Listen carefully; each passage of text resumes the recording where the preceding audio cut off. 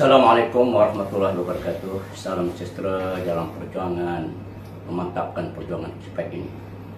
Alhamdulillah, syukur kita pada hari ini dalam tumbuhan yang saya kira cukup baik.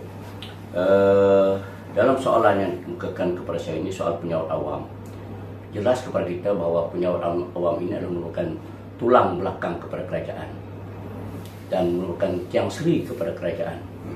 Kekuatan penyaut awam ini memang kita tidak boleh dinafikan, merupakan sesuatu yang penting. Jadi sebagai pemimpin CPEC ini, saya menegaskan bahawa menyokong kepada Komandan ini adalah merupakan agenda kepada seorang pemimpin. Jadi landasan perjuangan ini adalah untuk membawa kebajikan penyaut awam. Sebab penyaut awam ini hanya bergantung kepada perjuangan CPEC. Jadi perlu dibela dalam semua perkara, yang terutama soal kebajikan kepada penyaut awam itu khususnya. Alhamdulillah, kita melihat soal kenyataan-kenyataan yang dikeluarkan oleh Perdana Menteri Datuk Seri Anwar Ibrahim dalam keluh kesah rakyat. Bila sebut rakyat, sudah tentulah tonggaknya adalah penyaut awam. Memahami soal sara hidup kos yang semakin meningkat, semakin tinggi. Ini dipahami oleh Perdana Menteri. Maka apabila ini berlaku, maka mudahlah kepada pemimpin kesatuan, pemimpin CPEC ini untuk membawa agenda yang dihadapi oleh penyaut awam ini. Maka mau tidak mau ini harus dilakukan secara konsisten dalam menuntut perbincangan dengan Perdana Menteri bahawa mau tidak mau kos sara hidup ini mesti menjadi agenda kepada penyaut awam. Soal kos kenaikan harga barang ini dan sara hidup ini memang tidak boleh dinafikan oleh semua orang. Tidak ada siapa pun mengatakan bahawa apa yang dihadapi oleh penyaut awam, khusus kepada kumpulan pelaksana ini dalam hadapi ini, memang satu perkara yang cukup kritikal sekarang ini. Jadi terutama dalam soal barangan yang menjadi isu sekarang ini yang meluas, soal telur, ayam dan sebagainya. Kita faham ini berlaku apabila berlaku krisis di antara Ukraine dan juga Rusia yang akan menjejaskan kepada negara kita. Tetapi mau tidak mau ini harus diatasi juga. Ini menjadikan punca utama kepada rakyat di Malaysia ini dan juga khusus penyaut awam. Jadi mau tidak mau bahawa saya mengharapkan bahawa kerajaanlah satu-satunya tempat yang boleh membantu penyaut awam dalam menangani isu yang bertepatan dengan sekarang ini dengan Perdana Menteri Datuk Seri Anwar Ibrahim yang cukup prihatin kepada soal ini. Jadi itu suatu harapan yang cukup tinggi kepada saya sebagai kepimpinan di dalam CPEC ini. Ya, kita memahami soal apa yang berlaku, soal negara, soal rakyat sekarang ini.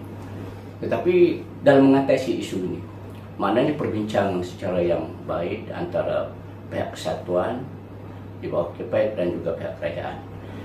Jadi salah satu yang saya lihat adalah di antara kenaikan gaji 30% ke hingga 50% memang tidak boleh dielakkan lagi. Saya membuktikan perkara ini pernah berlaku 10 tahun yang lalu. Apabila saya isu yang sama berlaku ketika ini, apabila dinaikkan gaji kepada 35%, maka rakyat masa lega ketika itu.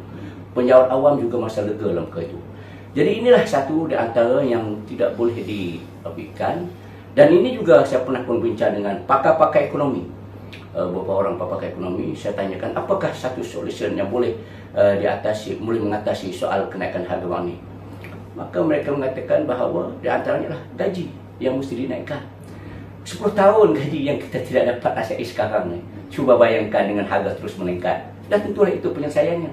Selain dari itu yang berlaku sampingan dan sebagainya, ini adalah kebijaksanaan kerajaan perbincangan dengan pihak kesatuan, dengan pihak CPEC.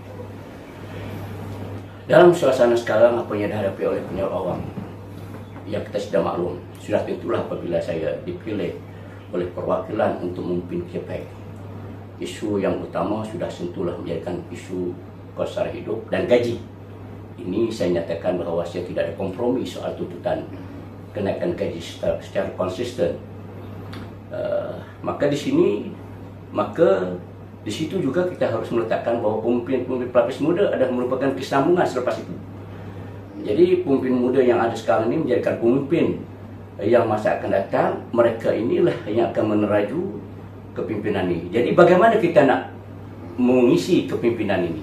Sudah tentulah berbagai program kepada pemimpin-pemimpin muda ini. Kalau tidak, kita akan ketandusan pemimpin dan kita akan rugi banyak perkara. Sebab KIPEK merupakan payung kepada penyiar awam, harapan kepada penyiar awam. Jadi selain daripada agenda meneruskan tuntutan yang semana saya sebut tadi, pelapis-pelapis tadi dan pelapis-pelapis tadi yang kita harus buat, dan saya yakin kepimpinan pelapis cukup ramai sekarang ini, berwibawa semalam ini, cukup berwibawa mereka ini sekarang, dan tidak perlu disekat. Jangan disekat apa saja pandangan mereka, kritikan mereka, cadangan mereka dan sebagainya, ini jangan disekat. Dia umpama sebagai suatu bola yang kita bubuh dalam baldi yang berisi air. Kita nak tekan dia, tekan ke dalam, dia tidak boleh. Tetapi bila kita lepas saja, dia akan kena pada muka kita. Ini satu perkara yang kita harus faham dalam soal membina pelapis, membina perjuangan dan sebagainya. Harapan inilah yang saya nak bawa apabila saya dipilih oleh perwakilan untuk memimpin KIPEK pada 2022 ini, insya-Allah. Soal kepimpinan itu penting untuk meneraju di peringkat ke bawah. Sebab itu seorang leader, seorang pemimpin ini dia mempunyai sikap, watak, cara dan sebagainya. Ini adalah seorang pimpinan. Sebab itulah apabila menjadi seorang pemimpin, yang pertama dia akan mendengar. Dia akan mendengar segala keluh kesah dan dia akan membawa. Dia tidak akan boleh nak condemn dan sebagainya. Ini bukan budaya seorang pemimpin. Budaya-budaya kepimpinan kesatuan ini berbeza dengan budaya-budaya dalam politik. Sebab itu kalau budaya politik dibawa dalam kesatuan, dia akan punah kesatuan ini. Jadi agenda yang nak dibawa dalam soal kepimpinan kesatuan, menuntut, mendesak dan sebagainya, dia akan gagal. Sebab itu bagaimana kita nak menjadikan seorang pemimpin yang berhormati dan sebagainya adalah keterbukaan, menyelesaikan masalah. Dengan ada budaya-budaya yang kita kira yang boleh menguasaikan dalam kepimpinan. Sebab ahli-ahli kita adalah orang yang menguatkan kita di belakang. Gabungan-gabungan kita berada di belakang.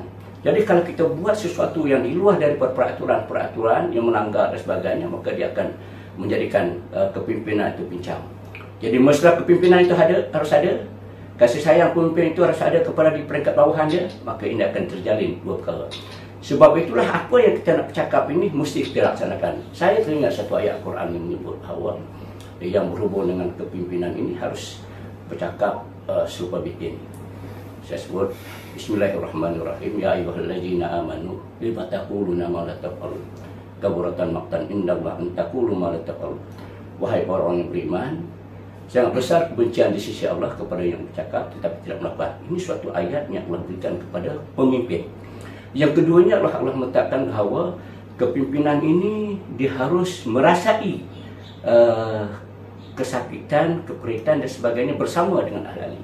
Sebab itulah Allah menggambarkan dalam surah Saf juga soal kepimpinan bagaikan barisan batu yang tersusun rapat dan sebagainya, dia saling merasai satu dan kekuatan bersama. Ini penting dalam soal pemimpin. Inilah yang saya nak bawa sepanjang penggal yang akan memimpin ini untuk saya terapkan kepada kepimpinan-kepimpinan. Dan selepas itu kita harap KIPEK akan menjadi suatu badan yang cukup memahami soal perjuangan yang sebenar dalam kepimpinan kesatuan, bukan kepimpinan politik. Itu saja. Wallah.